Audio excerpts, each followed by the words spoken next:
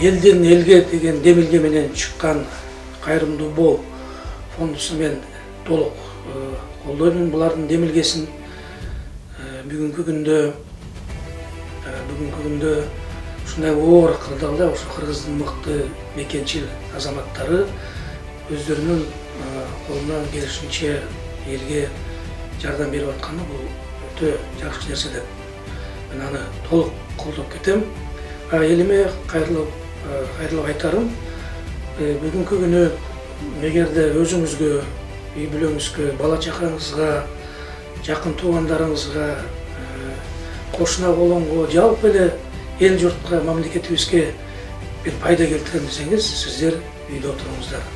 Сиздер канчалык үйдө көбүрөөк отуруп үйдө болсоңуздар, ошончолук биз тезирээк бул келген илдетти, коронавирусту биз жеңебиз. Биз медиктер дайыма сиздер үчүн биз жумушта болобуз. Баарыңыздарга ден соолук каалайм.